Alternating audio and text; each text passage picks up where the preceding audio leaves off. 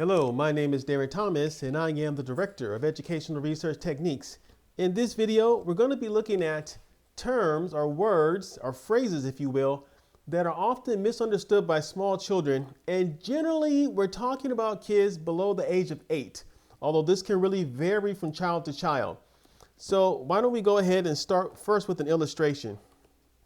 So, if you're a parent or if you've ever dealt with small children, maybe you're a kindergarten teacher or you teach preschool, you're often dealing with small children.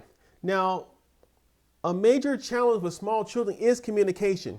And so there's often an assumption that when there's a communication challenge, that the child is being resistant. And so we have to keep that in mind that sometimes it's not the child who is the problem, it is the adult who is trying to communicate with the child. So you can see here on the screen, we have a small child, maybe about 3-4 years old, maybe, sitting there. She's happy. Now imagine the adult wants her to do something like pick up the book or get up and go somewhere, and the child doesn't know exactly what they mean. And I'm going to tell you why in a second. And so what happens is that through this frustration of communication, you start to get some of this. Now, obviously, this boy looks like he's a little bit older, but you can clearly see that he's having an emotional breakdown. And this might be because, he's struggling to understand what wants to be done. Children often want to please adults. However, if they can't figure out what it is you want and the parent or the adult reacts with emotion, you're going to trigger emotion in the child as well. And so we're going to take a look at some different terms that are used. This is, of course, within social linguistics that are related to children and how they struggle with understanding things. So we got deictic terms, interrogatives, locational terms, and temporal terms.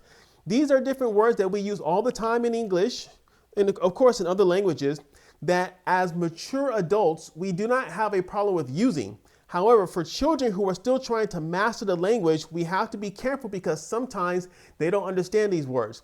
Now, one other thing I need to mention before I move on is that we tend to naturally modify our language and communication styles when dealing with small children. The term for that is motherese, fatherese, etc. However, sometimes we may not go far enough to support the child. So let's take a look at the first one, deictic terms. So these are words that rely on the context. Within social linguistics and linguistics, we call this pragmatics. They rely on the context or the setting in which the words are used for meaning. So some example of deictic terms are this, that, these, those, here, there, etc. These are all terms that they stand in place of something else. They're referring to something else. You can't understand what the word that means unless you know the context in which that word is being used. Now, the challenge for children is they don't have the pragmatics develop appropriately yet because that takes time. Like I said, around 8, I don't have the literature right in front of me, but getting closer to double digits in age is when children start to understand these things. So if you look right here, I have an example. It says right here, take the book. Now, this is very easy for a child to understand, hopefully.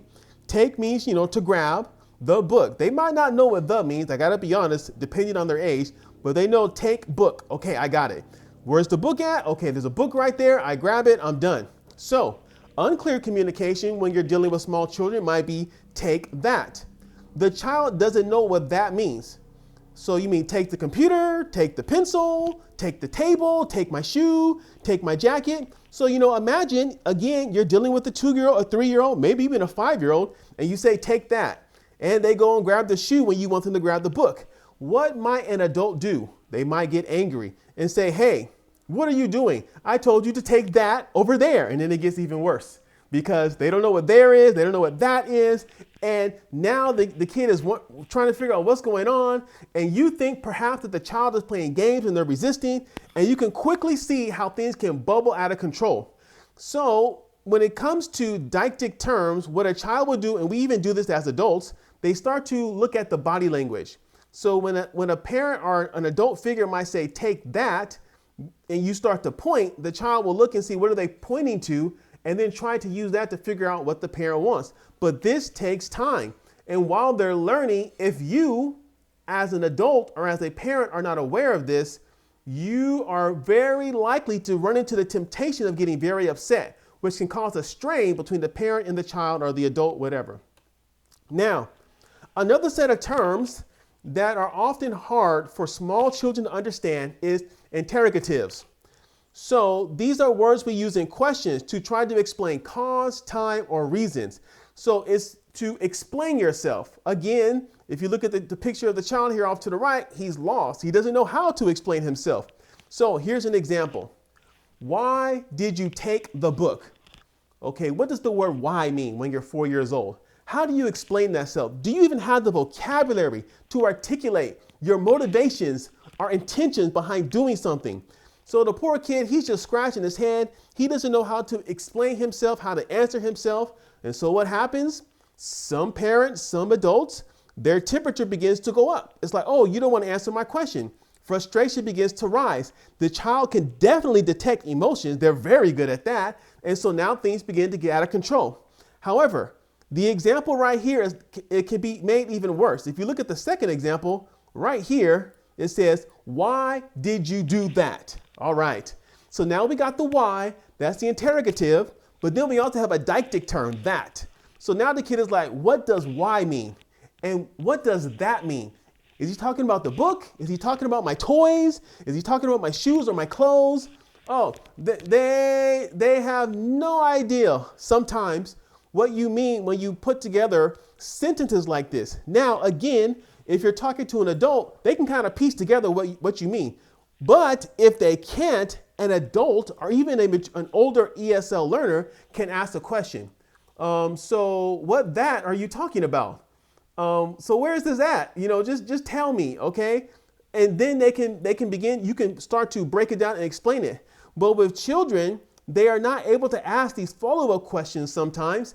And this, again, brings more and more frustration. So when you're dealing with children and you want something done, you know, don't ask, don't look for a reason, just tell them exactly what you want. So you don't want to ask them, why did you take the book? I mean, because they can't articulate that. Now, there might be a time when you want to stretch them to start to develop those communication skills, but that should be done when you're calm. So when you want a child to do something, don't ask them, don't say, why did you take the book? Just say, put the book back, you know, put the book back or drop the book or whatever you want them to do. Just give the command and leave it at that. Don't ask, just tell them. Okay, the next set of terms that are commonly going to be misunderstood by smaller children, young children, are, of course, locational terms. And these are all terms that are normally associated with prepositions: in, under, above, behind, etc. So here is an example right here in the middle of the screen.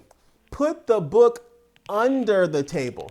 All right. So many kids, 2-year-old, 3, 5, maybe even 6 or 7 sometimes, they're not going to know exactly what under is. Okay, put means, okay, I'm going to set it down. I got that. I know what the book is. I know what the table is. But what does under mean? Again, I'm speaking from the perspective of a small child. So you tell your kids, put the book under the table, and the kid is putting it on the table. He's putting it on the side of the table. He's putting it in the bedroom. And, you know, if it's a command because they weren't supposed to touch the book, like I said, you're getting upset. You think, oh man, this guy's playing games. What's going on here? And so you start to get upset. And like I said, children are very good at picking up emotion. So you're upset, then they get upset, and then everything starts to melt down. But we can make it even worse. Why? Here's the last example on the screen. Why did you put that under the table? So the why is an interrogative. That is a deictic term, and under is a locational term. This kid is lost. You threw three things at him. He has no idea. First, he has to explain his motivation. Very difficult because kids often do things based on emotions, which are hard to articulate. Second, he has to figure out what is that. What is the context for using the word that? Then he has to figure out the location. Okay, under, where is that at? I mean, what's going on here? And so again, this kid is lost. You're trying to explain yourself. Maybe you repeat yourself. You say it again. You try to take out these terms because we do this subconsciously. and the kid is just lost. You might start using body language, whatever. So again, we have to keep in mind that what is appropriate communication depends on the audience. And we have to keep in mind that children do not have the advanced language skills of an adult. Could you do some of this with an adult ESL learner? Yes, because they have skills from their first language. There's a term for that I can't quite remember right now, but they can carry those skills with them when they are learning English, and they can piece these things together. And another advantage that I've already mentioned of an adult learner compared to a child is the ability to ask follow-up questions and to analyze the language. I think it's like metalinguistic skills, if you will. All right, I believe this is our last one, temporal terms. These are terms that are dealing with time, before, after, while, during, etc. Excuse me. So children have a hard time understanding time, no pun intended. So, try to tell a kid, oh, we'll do that 3 days from now. They have no clue what 3 days is. You tell them to 3 hours, they have no clue. Children have a hard time with time, probably up until about 9 or 10 years of age. They have a hard time even understanding the concept of a week, a month, whatever. Years, it means nothing to them. Every day is a new day for a child. So here's our example here on the screen. Before dinner, grab the book. What does before mean? What time is before? This will lose many small children. Again, we have our confused young man off here to the right. What do you mean by before? I know what dinner is. That's when I eat. Grab means to get something. I know what a book is, but before, huh? And so you tell the kid, hey, before dinner, grab the book. So they come to dinner and you're like, well, where's the book at? And they're like, what does where mean? I mean, there's all kind of ways to really just throw these guys for a loop. And again, you need to be aware of this so that you don't get upset. They might want to obey, but they just don't know how. So, but of course, we can always make the term worse, or the sentence worse. Why, here's the last one on the screen. Why did you put that under the table after dinner? You lost them. I mean, teenagers might not quite understand this one, but they're just playing games. So why is our interrogative term? That is our deictic term. Under is our locational term, and then after is our temporal term. So you just threw everything possible at this kid to completely lose him. And so he's scratching his head. He doesn't know what's going on. He can't explain himself, his motivations. He doesn't know what that refers to. Under, he has no idea where that's at. After, time means nothing to him. And so again, you're going to have an upset parent, upset adult, and a poor child who may be suffering unnecessarily because of inappropriate communication based on the maturity of the receiver of the message. So let's see if we can kind of wrap this up here. In this particular video, we were looking at terms that are confusing and hard to understand for small children. And we define small children like below 8, 9 years old, 9 years of age, whatever. And so we talked about deictic terms, terms that are depend on the context, that, this, these, there, here, whatever. Interrogatives, talking about, question terms like why, who, etc. Locational terms, often just prepositions in, under, on, above.